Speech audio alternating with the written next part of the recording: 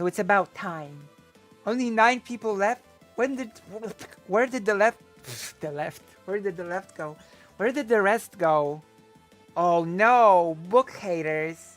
There are book haters in this chat. They were like books. I'm not staying around for that.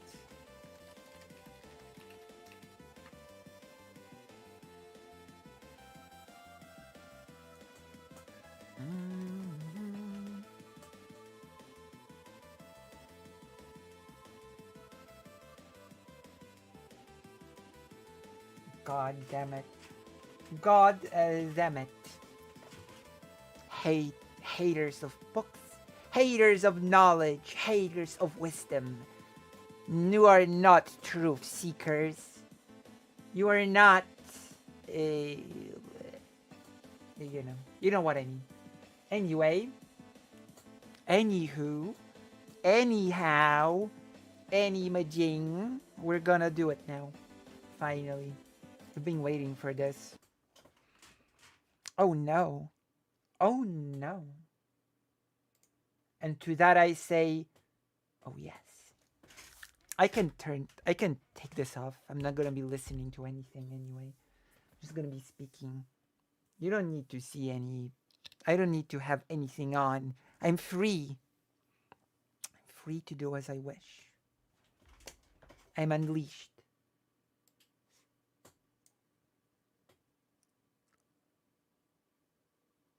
So, as I've stated before, as I have stated a few seconds ago, I'm going to change the title of the stream while we're at it. Maybe it'll get us some more. No, I think the title is fine as it is. Ethnic cleansing. Does anybody know what that is? Does anybody know? Does anybody understand? Does the chat know what an ethnic cleansing is? Can you give me a rough description of what you think? All 9 of you, can you give me a rough description of what you think an ethnic cleansing is? I'm gonna see if you're correct or not. I took some notes. I took some serious notes on this topic. Even though I feel like I have not taken nearly enough notes, my notes are pretty superficial. So ethnic cleansing. I'm gonna go through the notes and then I'm just gonna continue. It's not gonna be a super long one because it shouldn't be a super long one. If people don't know what an ethnic cleansing is, they shouldn't throw the term around. That's the main thing that I want to say. And I've certainly heard the term being thrown around incorrectly recently, in that Jewish person for Jesus threw it completely incorrectly, although in his defense, he said that he just didn't go by any definition. He just went by how he felt.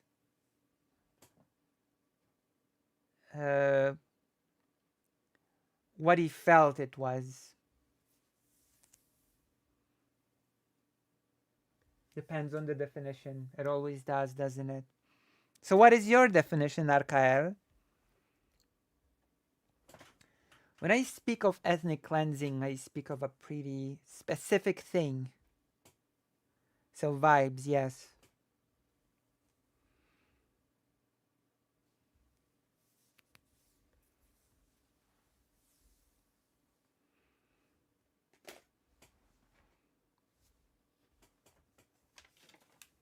Or their culture. That is part of it, definitely, Lily Ten Shoes. But that's not all of it, interestingly enough. Because, and that is something that we will be learning, maybe today,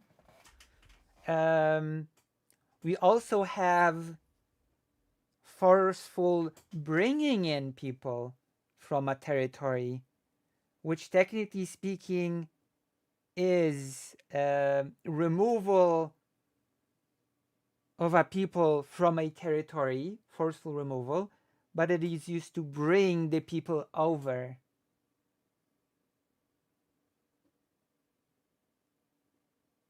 Right?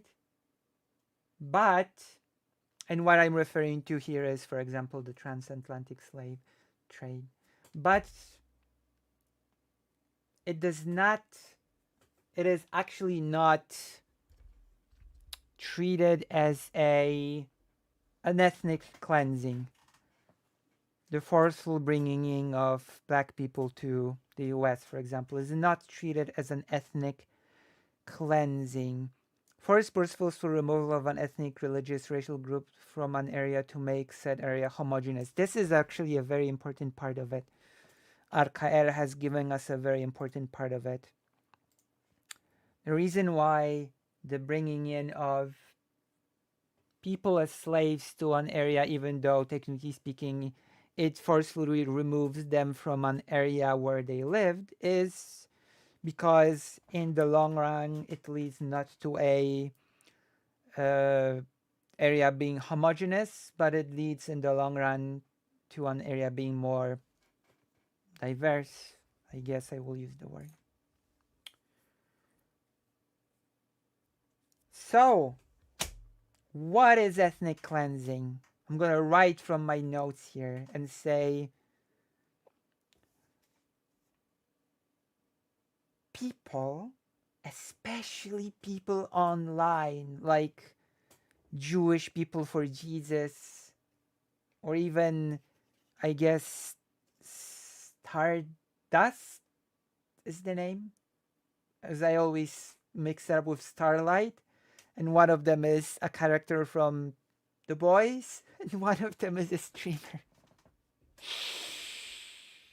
So which is which? I think Starlight was the one from The Boys, and Stardust is the streamer, right?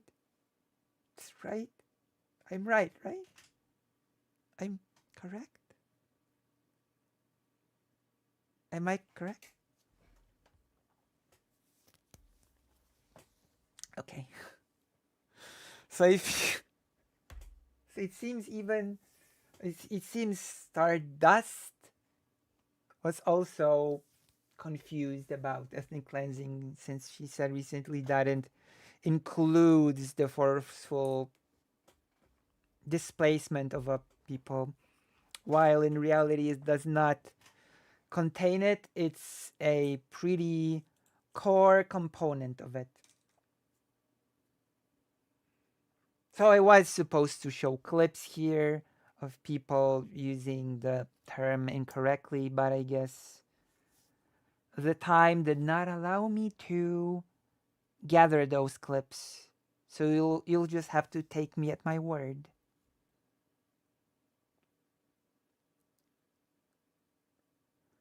Confusion is made worse by the fact that ethnic cleansing has no legal definition under international law. Well, you know.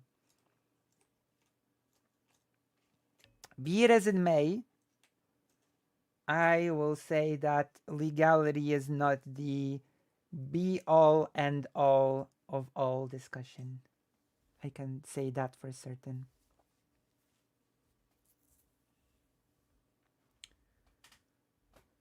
And so,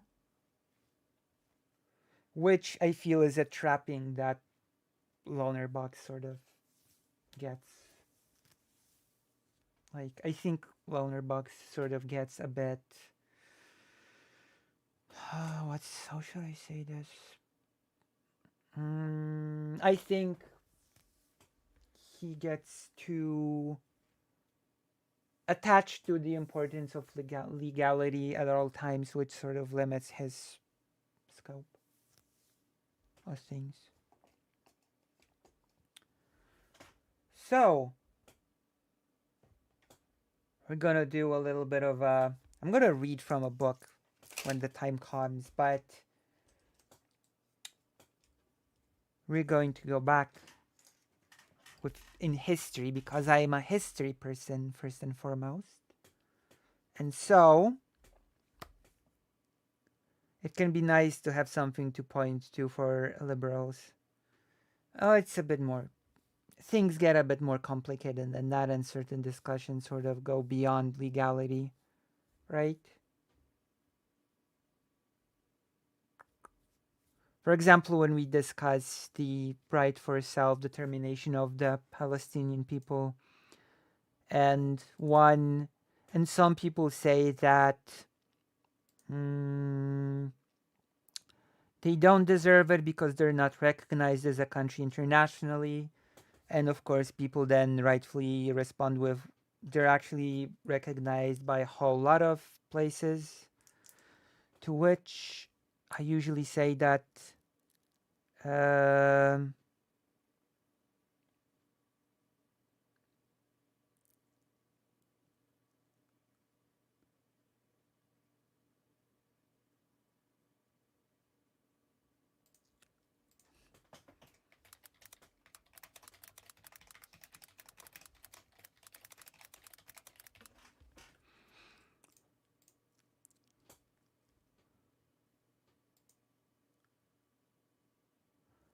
like it was a fact that there were historically countries, peoples.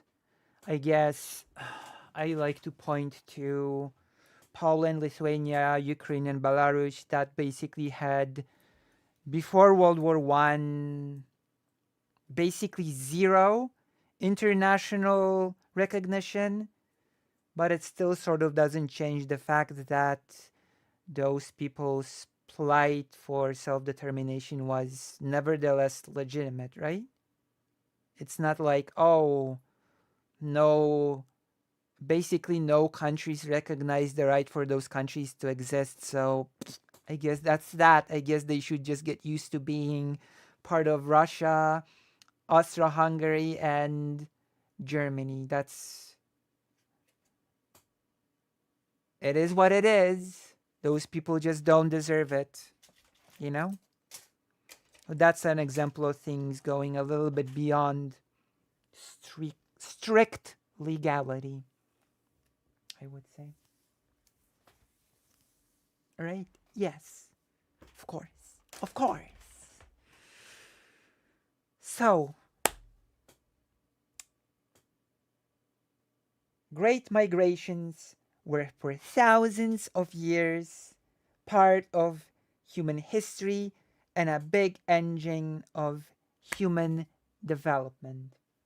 And we're talking about voluntary movement here. Like it was often forced not by governments forcing it to happen, but by bad living conditions or in search of a better existence. Whole groups of people would mass migrate from one place to another to find greener pastures, so to speak. But there's a very specific form of migration done under direct or indirect coercion, force, carried out by when um leaving the current place of residence is not a voluntary decision, but an imposed one. So basically, it's a government saying, you people now have to move from here to here. That's a specific thing. Let's see. Let me consult my notes once again. Forced evictions, expulsions of whole communities from their homes without giving them the ability to return is not something historically new. Between the 9th and 7th century before our era, mass forced resettlement was done by the Assyrians. Those were the great deportations to places selected by the ruler. So the ruler basically would decide, we need more people of this kind in this region, so we're just gonna take a bunch of people from here and we're gonna put them here. That's basically how it works.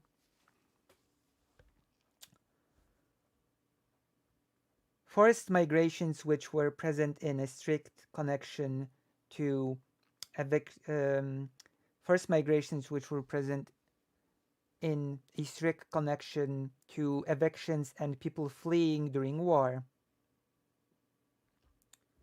Those were a common occurrence in the Hellenistic period, although the Persians had led a far more lenient policy than the Assyrian rulers of or Babylonian ones.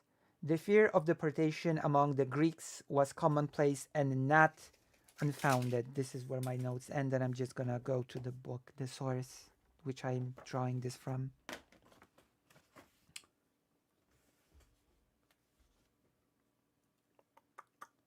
Because mass uh, movement of people, mass resettlement of people, well practiced by Persian leaders and widely practiced.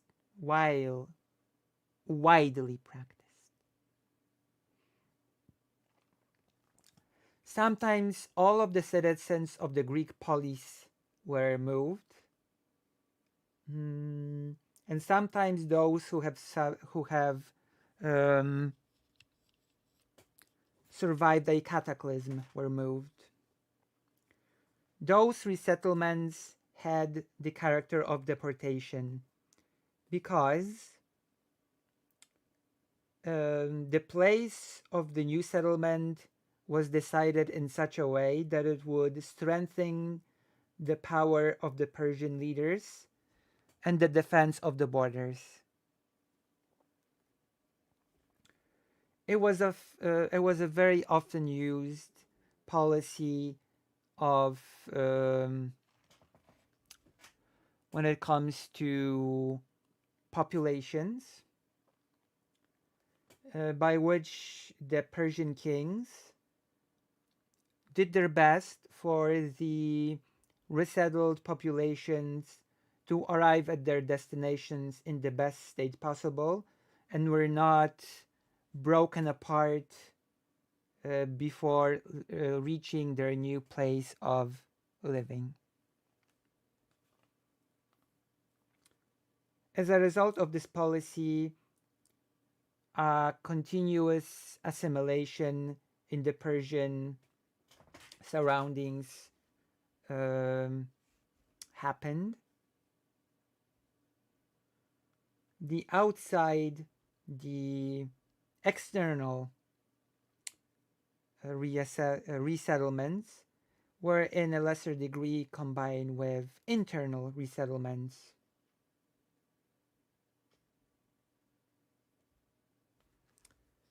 Now let's see how Rome did it.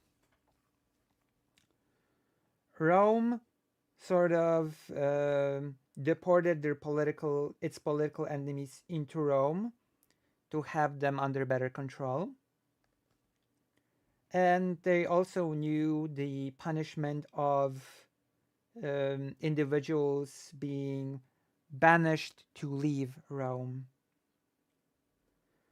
Those punishments were, however, based on individual responsibility and are not part of our discussions.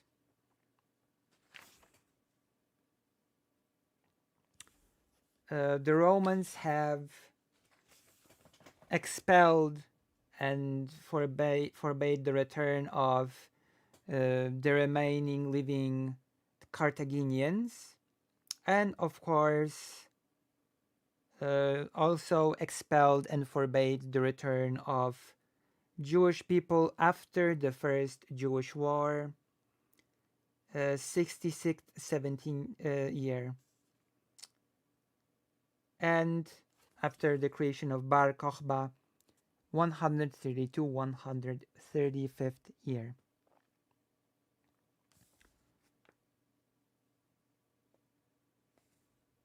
And now we go to this fragment, which is very important for the discussion of ethnic cleansings. This one's going to be a doozy. Prepare yourselves. I feel ready.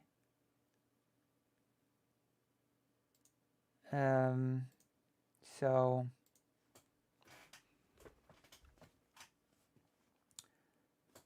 in my thoughts in my sort of, I'm gonna translate this word.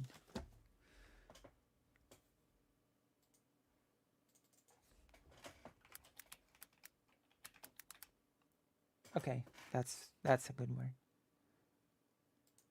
Because this is where we're getting into like what ethnic cleansings basically are and what they aren't.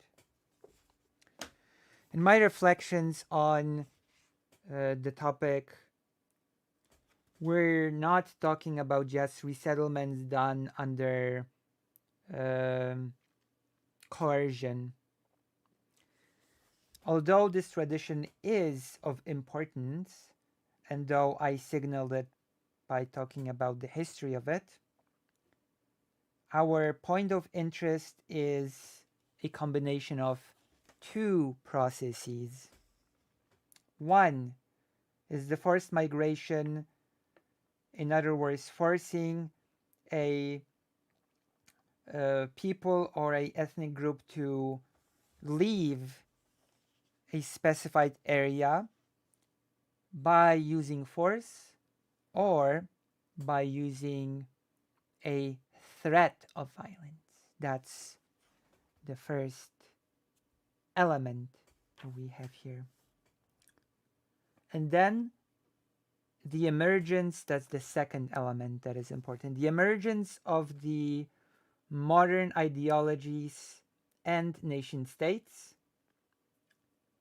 and what followed after, the process of the nation unification or uh,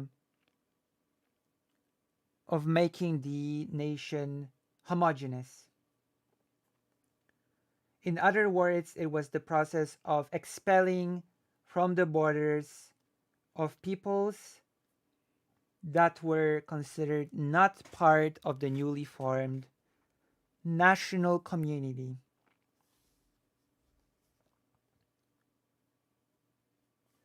And in a later at a later time, in a smaller part, the emergence of the communist ideology and the policy of political and class homogenizing of societies.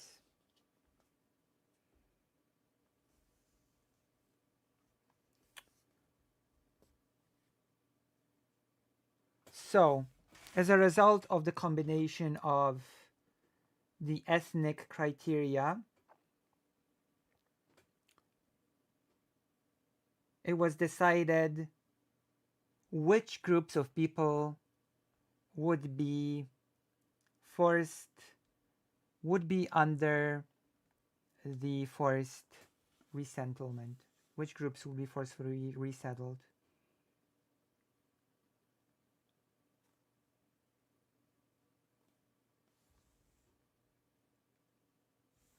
Even in still in the traditional categories of loyalty, there were problems of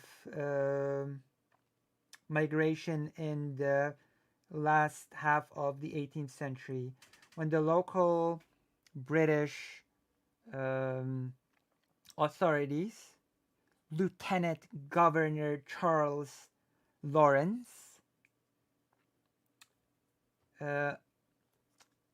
did in 1755 a forced resettlement, or rather a deportation to other British colonies, of the French farmers from the terrains of Acadia, French Canada, in current Canada. Those authorities have judged that if a conflict would emerge, those French settlers would pledge their loyalty to France. And so, nearly half of those French settlers were expelled. The rest managed to hide. So, from the estimated uh, right now 12 to 15,000 community. The people responsible for those decisions were never met with any sanctions. And although a permission was given for uh, the resettled people for to return, the colony did not quite um, return to its former social makeup.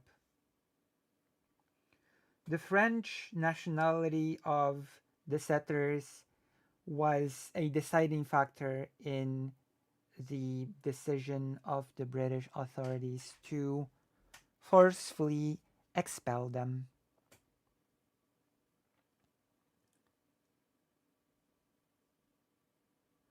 But it seemed to be also tied with how with the understanding at the time of a connection of French people with France and being part of the um, French national identity.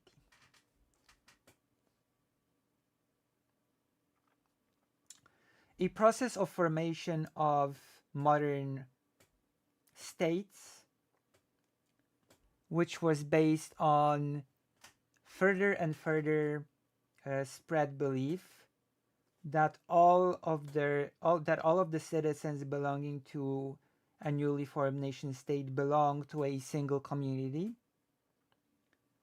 the imagined community. That's actually a term. Became more dynamic at the end of the 18th century. And a big symptom of it, a big sort of sign of this hastened dynamic was the French Revolution.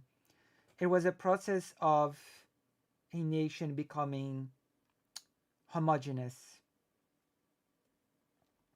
a process of deepening of national divides,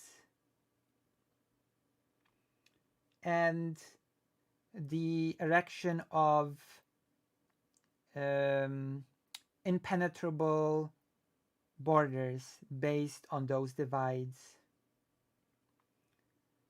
Um, the new and increasingly narrow defining of the criteria of who belongs to the nation. The French Revolution symbolizes a beginning of a new era in which forced migration have gained a new scale and a new quality. The French Revolution pointed it's pointed to for also a different reason. It is seen as an important step when it comes to the role of violence in the formation of modern states. It was also a first attempt at social engineering. So, the realization by the most brutal means to create a utopian ideal society.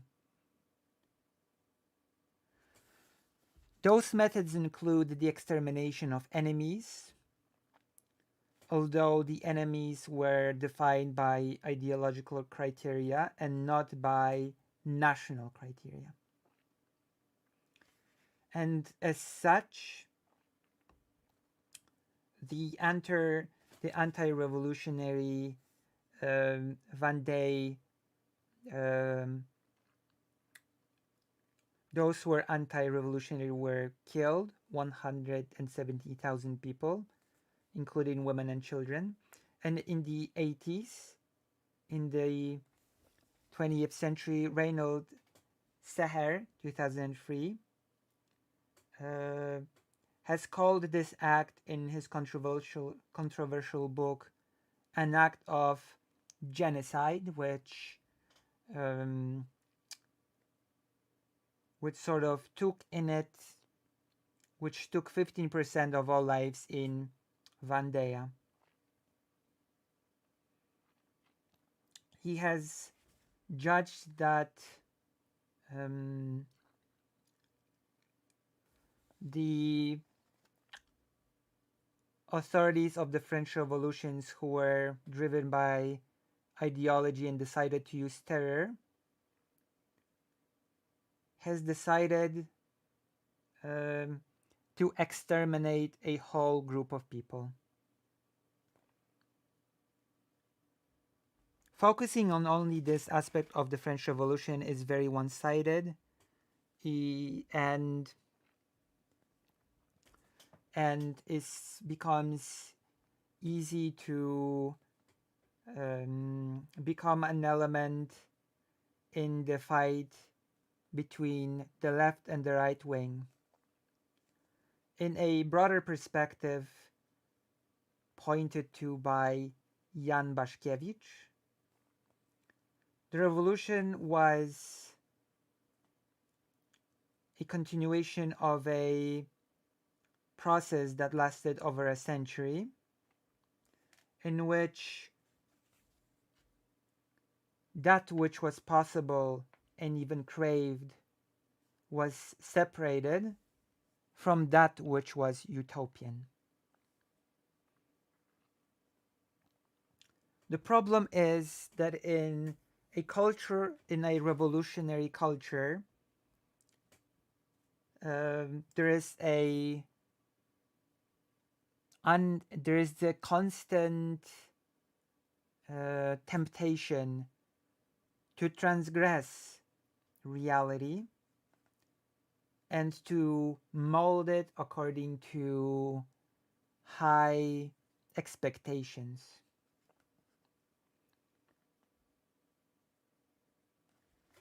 Through this mentality, the myths of the new man, of the new nation, and of the new vision of the world become extremely attractive.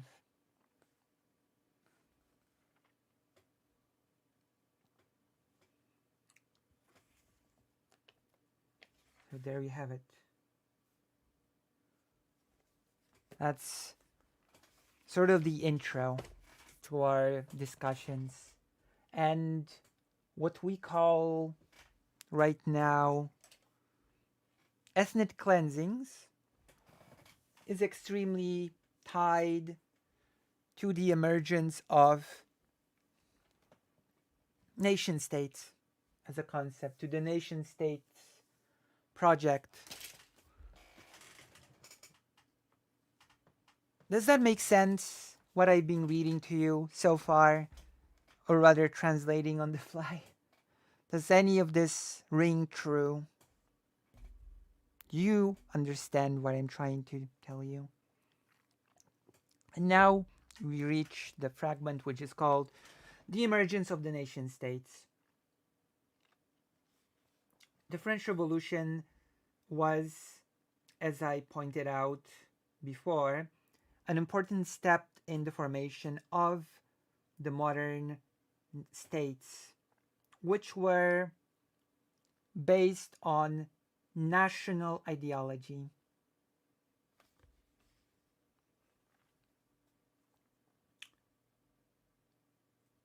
It was a political beginning of the formation of the modern nation state. The mass spread of the national ideology, modern nationalism, and the national mobilization of the masses. It did not create the national identity, but it has given it a new shape.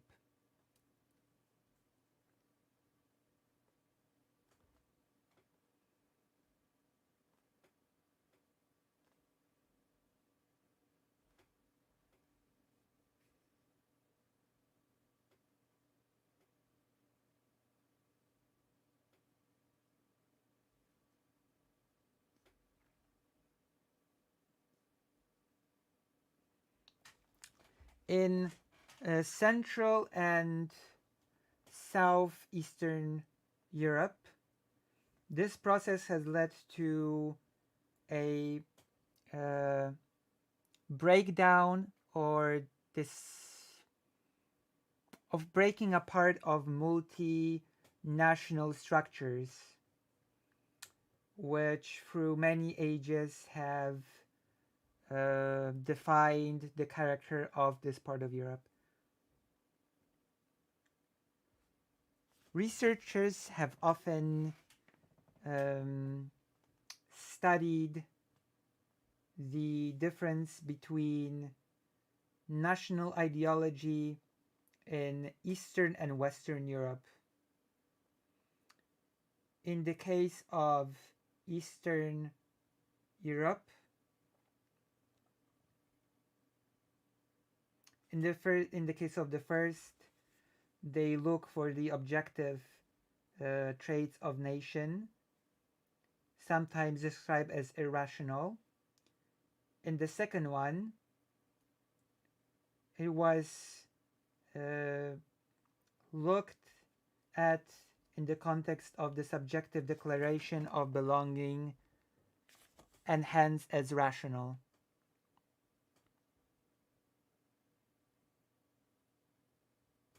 The, on, um, the current sort of the current view that such a simplistic division is not possible has stronger foundations. So also in France, we will find sort of references to objective national traits, and in Germany, to subjective ones. In all the states, a similar strategy is realized, which combines in different proportions exclusion and inclusion to the national community, And we also stress that the introduced by Friedrich Maynek and and studies undergone by Anglo-Saxon scholars were not designed to describe whole nations and their histories, but only a specific phase in their development.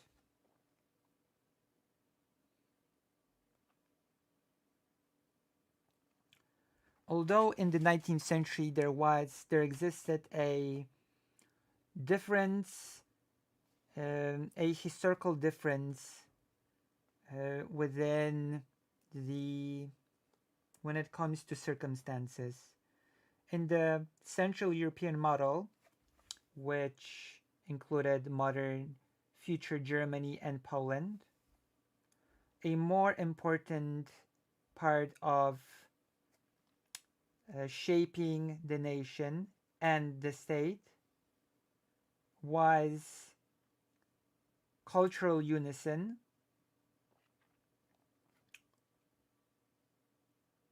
and the fact that those countries were not only created based on shared culture does not change that fact.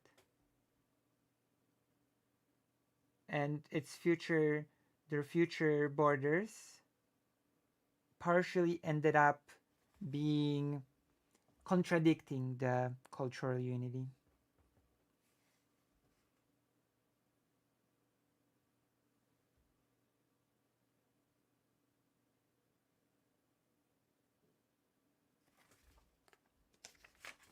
So,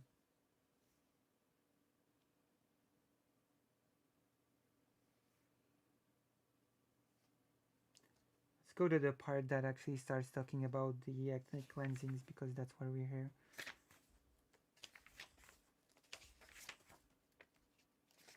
We've given an introduction to the nation states. This is a pretty nice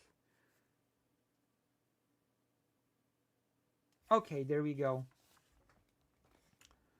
Traditionally, the event that allows us to easily step into the introduction of ethnic cleansings is war.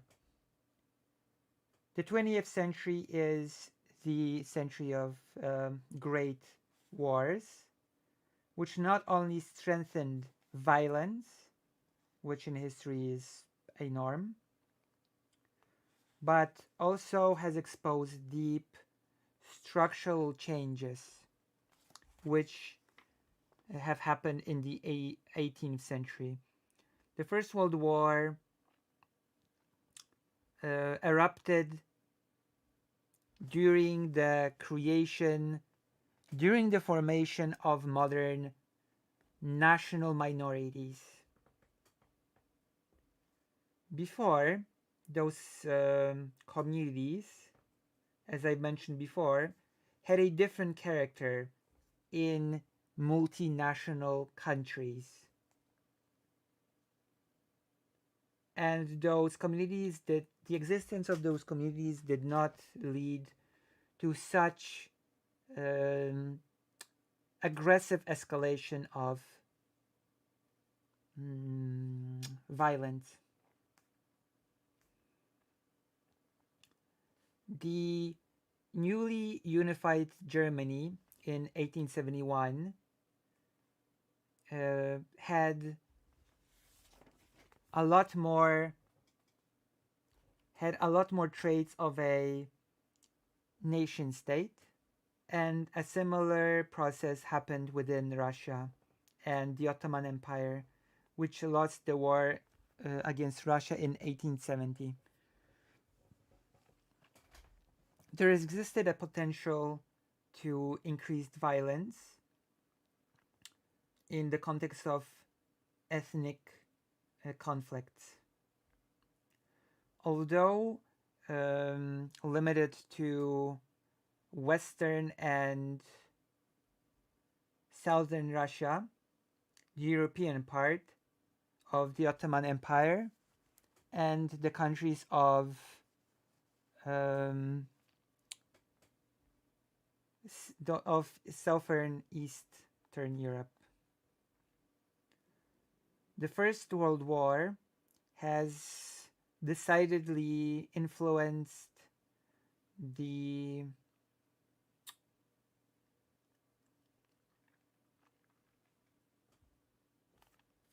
First World War has decidedly influenced the I have the word at the tip of my tongue. The First World War has decidedly influenced the okay, I'm just gonna Google it. I know the word, but dementia. Development. There you go. Development. How do you forget the word development? It's impossible. And yeah, I did. First World War has had a deciding influence on the development of national conflicts and has given them a new dynamic. The countries that took part in the war had the intent of realizing their territorial goals, which partially, but not always, were the same as the ethnic maps. So it sort of converge with the ethnic map goals. The goals of Germany were not exactly specified, but it was for them more or less a fight for domination in Europe. The Ottoman Empire planned to gain territories at the expense of Russia and Great Britain and Italy. Russia planned an expansion to the south and the annexation of Constantinople. Austro-Hungary um, wanted to beat and divide Serbia. Serbia wanted to um, sort of take Bosnia and Herzegovina, and so on. Bulgaria wanted to take Macedonia, etc., etc. In Romania, they thought about Shirmiogrud and Bukovina, and in Greece, they thought about getting southern Albania and to gain land leading to Bulgaria and Italy and to the Ottoman Empire. And here we have the activists of the Polish, Ukrainian, and Lithuanian national movements were planning to create their own respective nation states by identifying broadly their borders.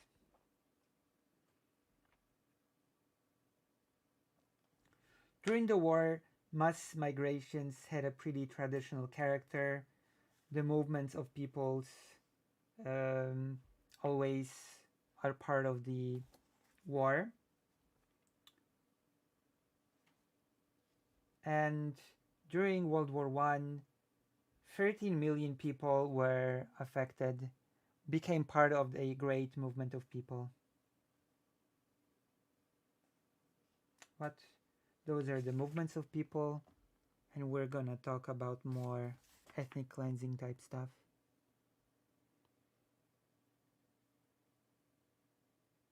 Oh, there we go.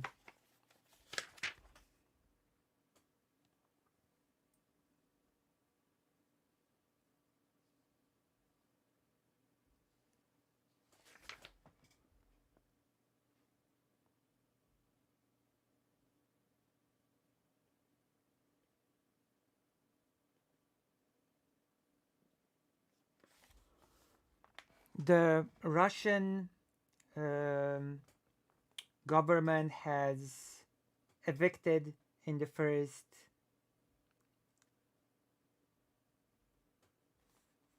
the government of Russia in the first period of the war has evicted about 120,000 Germans who lived in Volyn and eastern part of the Congress Kingdom,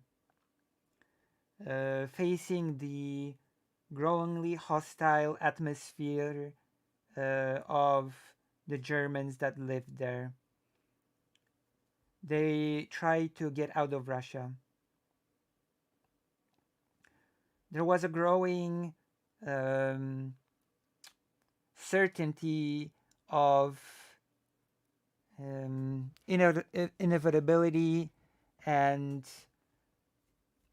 that the processes that were happening could not be reverted, that the changes in Russia could not be reverted, and of the necessity of putting Germans, Russian Germans, in Eastern Prussia.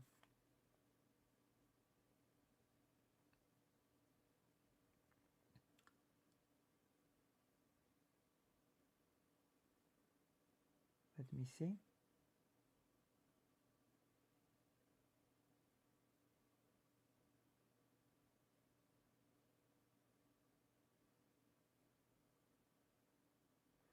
So, the wave of migration also included on the terrain of Germany the citizens of other countries which were whom were returning after the war to their homes. Germany on the biggest scale used in its economy, workers were foreigners. In 1914, 1.2 million foreigners were working in Germany. Most of all, there were Polish, Italian, um, and yeah,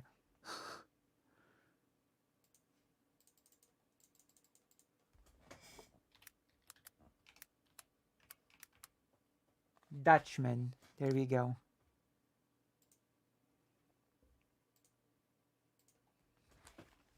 Dutchmen. After the war erupted, over 400,000 foreign workers were forced to stay, and from seasonal workers, they became forced labor. So as it continues here, the issued by German government ban on leaving the country has changed the seasonal workers into forced labor.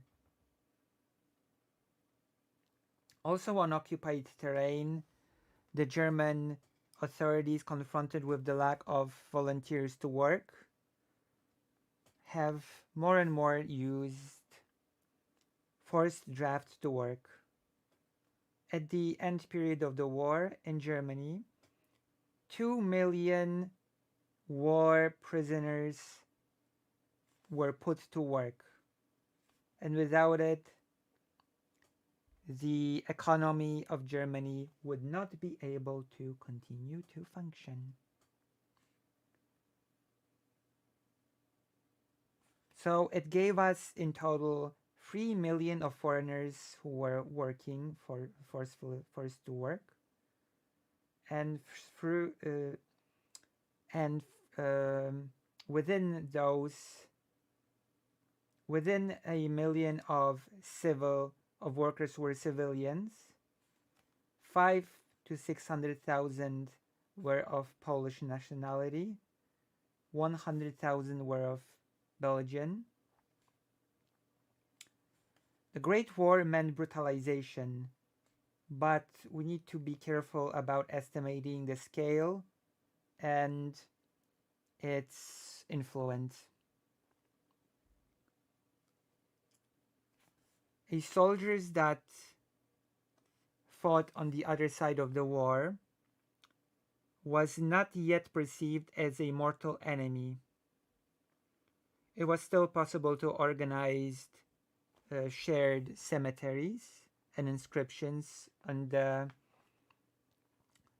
graves of the enemy soldiers by stressing that they just died doing their duty.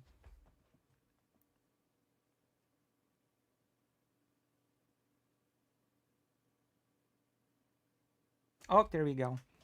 We're getting to the ethnic cleansing part.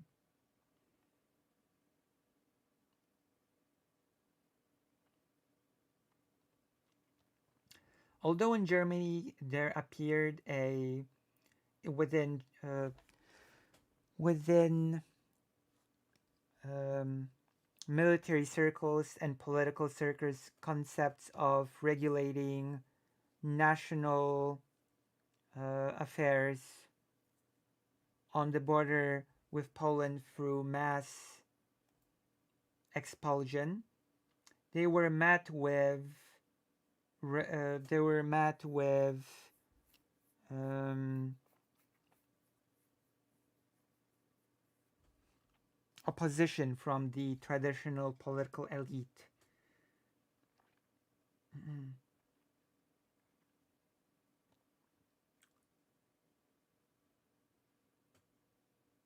They were responding, however, to a growing nationalism and um, a certainty of a possibility of building a German empire within Central Europe.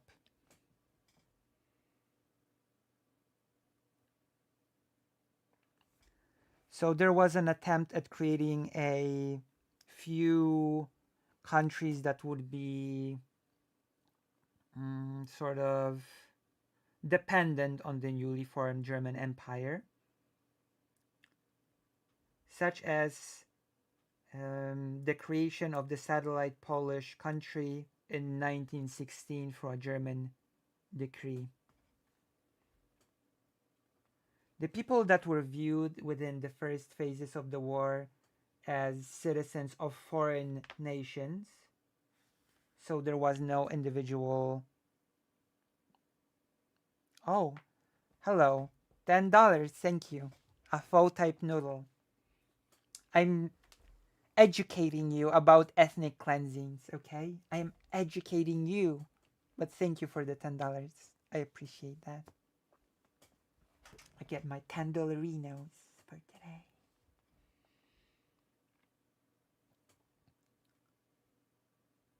So people who were viewed in the first phases of the war as citizens of foreign countries were quickly started to be seen as foreigners and enemies. So I will sort of put some context into this. I'm gonna give you a simple example. Let's say you have Germany, and in Germany you had people who were French, and those French people had their families living within Germany for, let's say, hundreds of years, 500 years. And within the context of the first period of the First World War, those French people within Germany suddenly became foreigners, enemies, and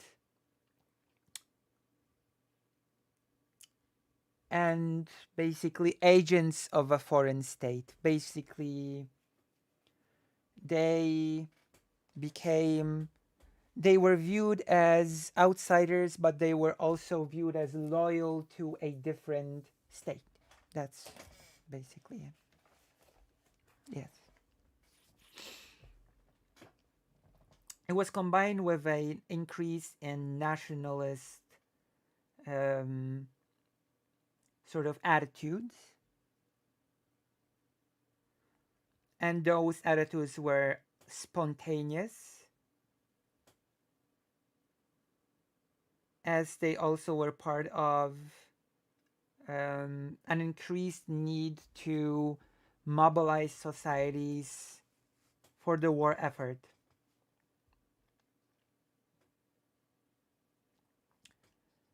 It affected those who were of different nationality than German within Germany and Germans, or people of German descent in ally countries.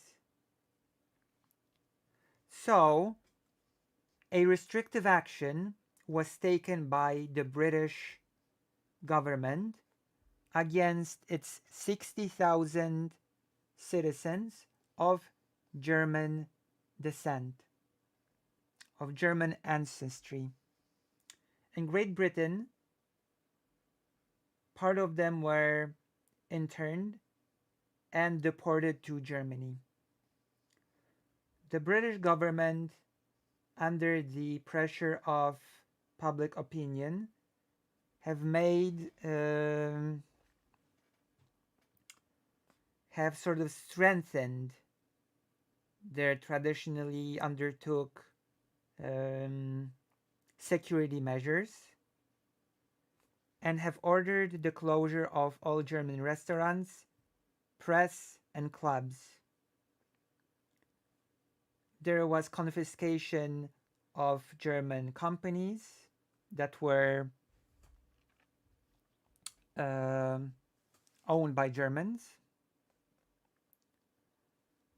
Anti-German meetings were held, and anti-German speeches were sort of organized, which became sort of which for which in time morphed into events against all outsiders. Over 20,000 Germans, and the term sort of includes people of German sort of descent of the Austro-Hungary, left Great Britain. A turning point in the policy that started to become less severe was the sinking of the ship Lusitania in 1915. As a result, mass arrests and a very widespread hostility toward Germans became the norm, and it did not disappear all the way till the end of the war. Throughout the 1916, 1917, the myth of the hidden enemy have strengthened the demands for repressions. The government has ignored those demands of people till 1918, when it started looking through, when it started sort of scanning for foreigners from enemy countries that were still free. At the same time, the British government has introduced new and basically pointless law regulations that were aimed at not only people from enemy nations, but also of those who had any sort of ancestry within those countries.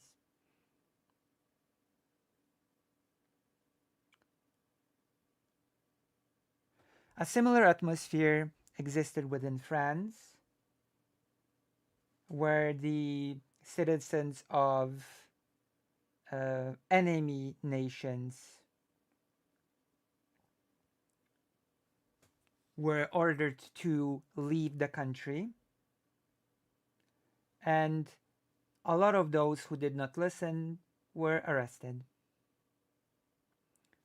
And that included Polish people, Alsatians, and Lotharingians. And then in 1915, all people belonging to the enemy nations were stripped of French nationality.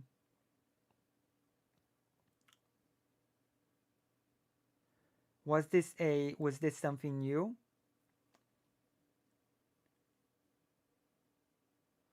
The consolidation of societies during war and marginalization of those who did not support the war is a typical thing that happens. But in this case, the role of the state was very significant. Facing a war in an which had an increasingly total character, which included all aspects of the life of a state, it necessitated a very decisive policy from the state in all aspects. Only it could guarantee the functioning of the economy in the time when draft affected almost 80% of men who were fit to work. The increasingly restrictive policy meant that it heavily limited the voluntary migration related to finding work. And part of the brutalization um, happened in Russia in the creation of a system with a strong totalitarian tendencies. Although that system only in the 30s of the 20th century underwent a huge radicalization. A Bolshevik coup and in Russia in combined with the increased strength of the fascistic movements has created a system in which forced migrations were connected with two of those foundational criteria which affected the setting of lines which separated societies in the 20th century: class or ethnicity slash race. The second of those criteria was part of spoke to the traditional nation state. In Russia, in practice, both of these criteria, class, ethnicity, and race, very often compounded upon one another. It was sort of dictated by the fact that within many nations that were part of Russia, there was a very varied attitude towards the communist ideology. And so repressions were targeted as those who were seen as class enemies.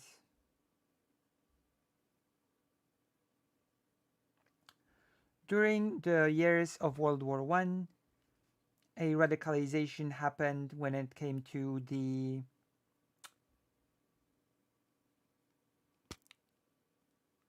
dissolution or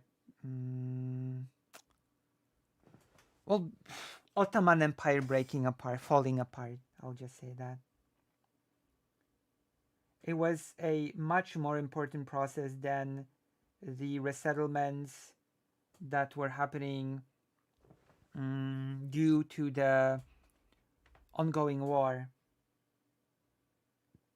It was not as far away from Europe as one might think by the observers of the time. Before it was the fall of it was the first fall of a multinational empire under the pressure of national ideologies. So as the weakest empire, it was the one that fell to it first. It was in a state of crisis for a long time before it happened. So in this process, what happened was the expulsion of the Muslim populations from the previously lost European provinces to the Ottoman Empire proper.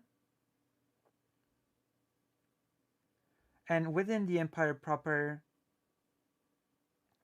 there was a need, there was a opinion that there was a need to create a unified Muslim community that would be free of foreigners.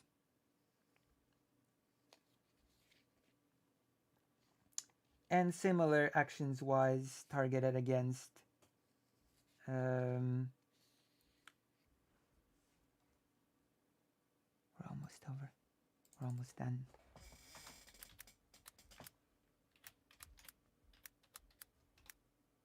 Against the Lebanese. There you go. Against the Lebanese.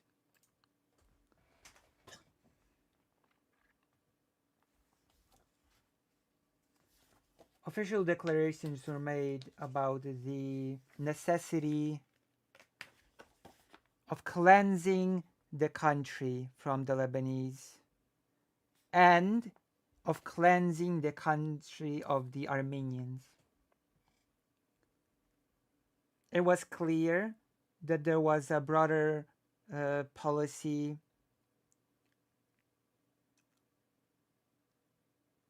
but it's hard to say how broad the idea of removing the Greeks was and how structured was the process of forcing them to leave through persecution and brutality. In the case of the Armenians, the result of the described the results of the described changes was a genocide. The process which did not differ in the grander scale from the stigmatization of the Germans in Great Britain or the growth of anti-Semitism in Russia. In May 1915, the Russian government has expelled 150,000 Jewish people,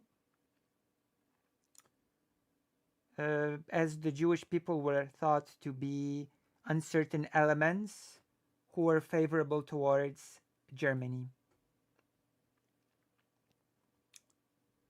And as similarly, certain ethnic groups were seen as threats to the nations, and they were also seen as the main reason of future defeats. Such was treated the German population within Russia, although in a little bit of a smaller scale, the Polish population within Russia. Germans were deported to the southern regions of Russia, and the full deportation plan, which was accepted in 1916, was not fully realized. When it comes to the Armenians, the year 1914 is not the key aspect because it has not been settled, and it was an increasing problem from the 17th of the 19th century. At the end of the 19th century,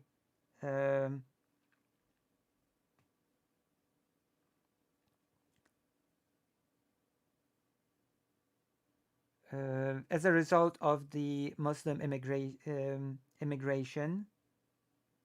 and the lands lost by the Ottoman Empire to Thracia and Anatolia,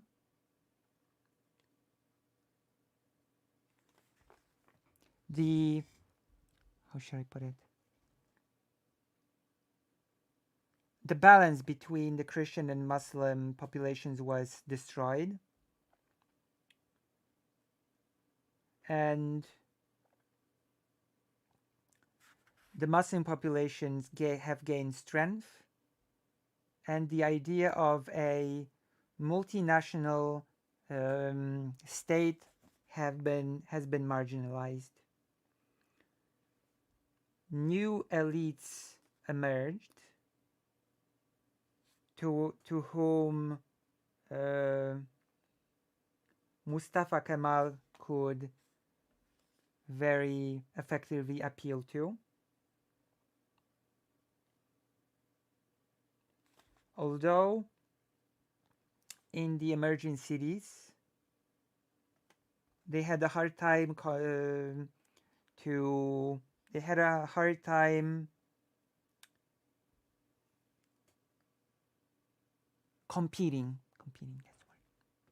competing with the old elites, forming nationalistic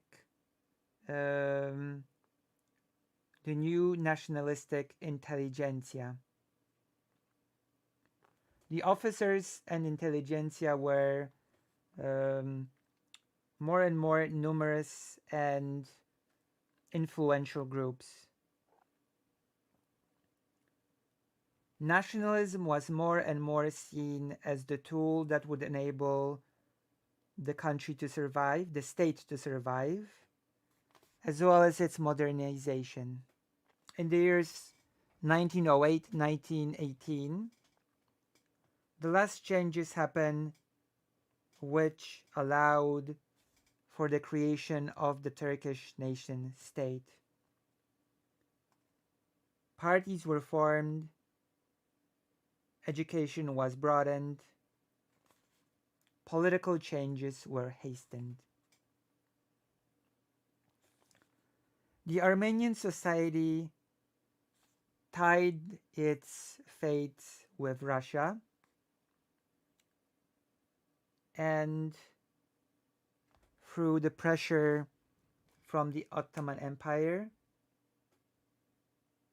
Armenians were seen in the newly formed Turkish nation state as supporters of Russian policy.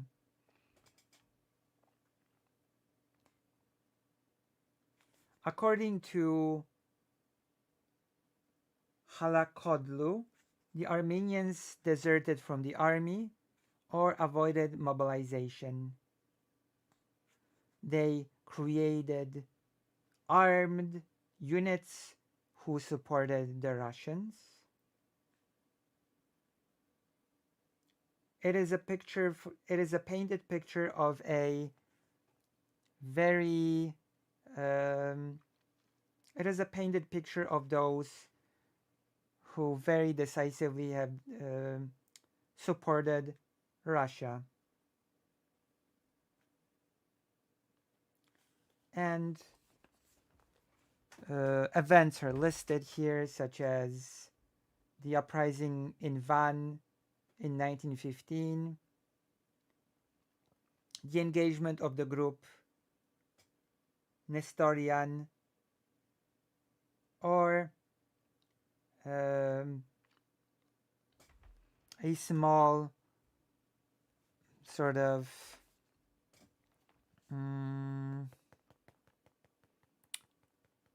defiance of Armenians against the Turks. In the first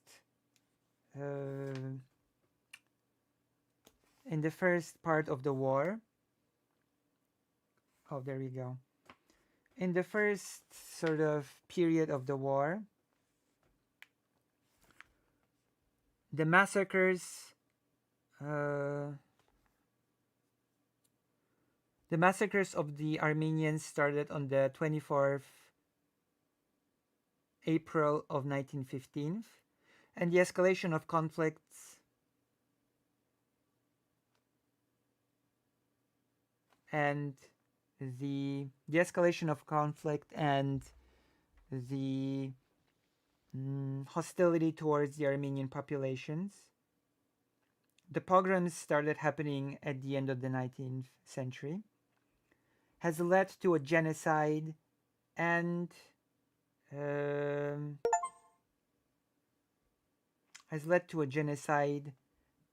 conducted by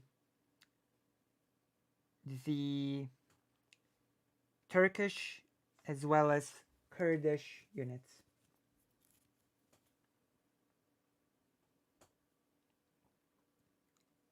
In the anti-Armenian speeches, elements of a typical for 20th century ethnic cleansings have emerged. The organized role of the state, brutality and cruelness, unending violence, starving to death, uh, the attitude towards women, rape and selling into slavery, um, and torturing women who are pregnant. Extermination of local communities uh, along with women and children. The murdering of the Armenians. From 2.1 million Armenians, 1.5 to 1.6 million were murdered. Only about 600,000 people have survived this genocide. It was not the only genocide conducted by the Turks and Kurds. Um, because there's the forgotten by everybody murdering of 500,000 so-called Christian Assyrians. So Christians of different sort of um, mm, of different types of Christianity that started to form a singular group. Another group that underwent an ethnic cleansings were the Greeks, although in their case a genocide did not happen. The Greek-Turkish conflict escalated from the Balkan Wars, which brought about the mass escape of the Muslim population from the Balkans and a radical and the radical worsening of the situations of the Greeks in the Ottoman Empire.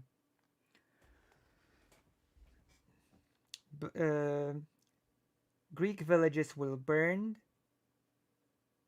and their members were murdered by the Turkish army.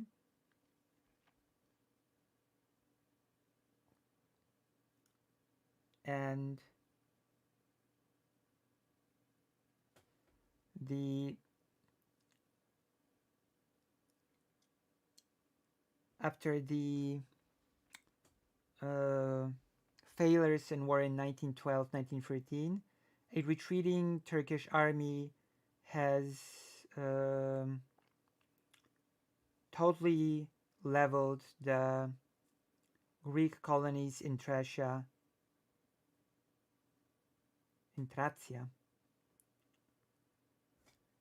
The year 1913 has brought about the end of the conflict, of the armed conflict, but did not remove the tensions. The Turkish government has deported in the spring of 1914 Greeks from selected regions and later continued the policy of removing them from eastern Thracia, from the Marmara Sea and from the Aegean Peninsula, the smaller Asia and the Black Sea.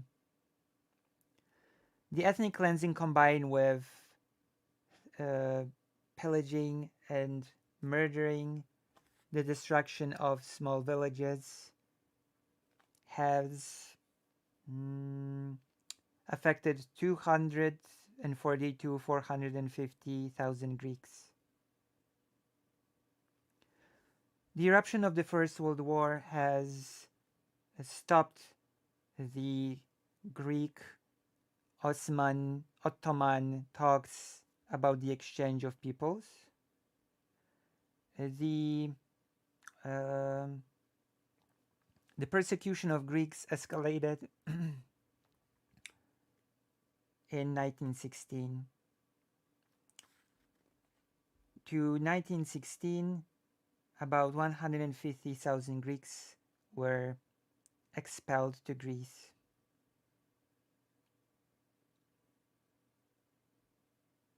And so we have it. Also, there's a small there's small interesting about the uh, Armenian genocide.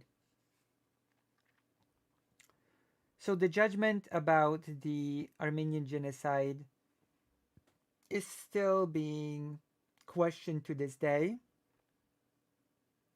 and Turkey refuses to and to um, Turkey to this day refuses to acknowledge its scale.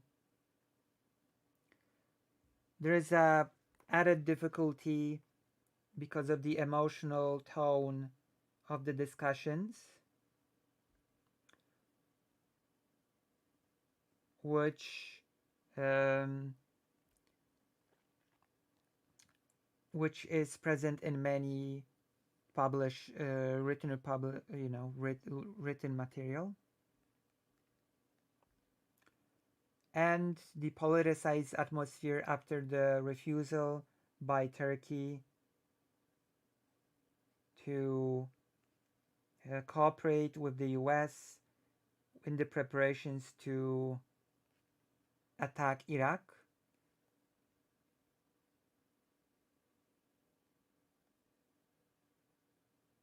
And a procedure was started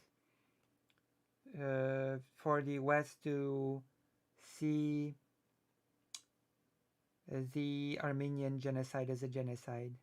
The resolution asks Congress to reaffirm support for the Convention of the Prevention and Punishment of the Crime of Genocide. In the wake of the Holocaust, nations approved the convention, which affirms that genocide is an international crime. This year, the bill was redrafted to include the Armenian genocide among the 20th century examples of what falls under the convention. Los Angeles Times, 22nd of May 2003.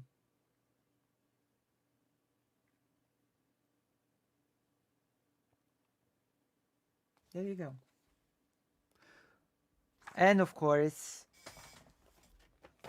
Turkey is doing its best to sort of frame the happenings as not a genocide, and it managed to turn the matter of the Armenian genocide into a discussion in the first place, because this sort of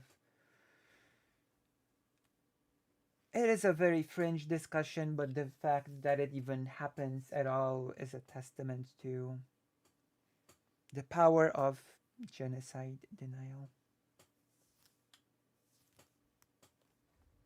So yes, this was my little bit on ethnic cleansing. How did you like it? Did you enjoy? Have you enjoyed this nerd out thing that I just did? If you liked it, then press like, subscribe, hit the bell.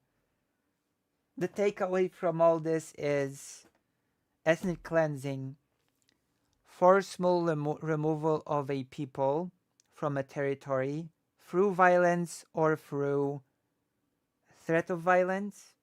Those are two sort of important. This is an important bit.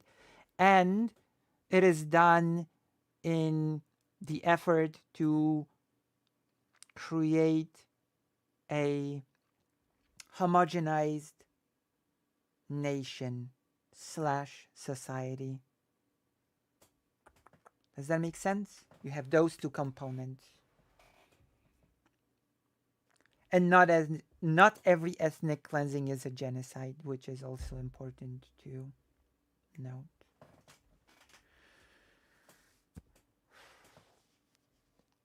There we go. We've done it. We've done. I hope from now on, nobody will have any doubts on what an ethnic cleansing is ever again. I'm pretty sure this will never happen again. Everybody knows now, and that's great.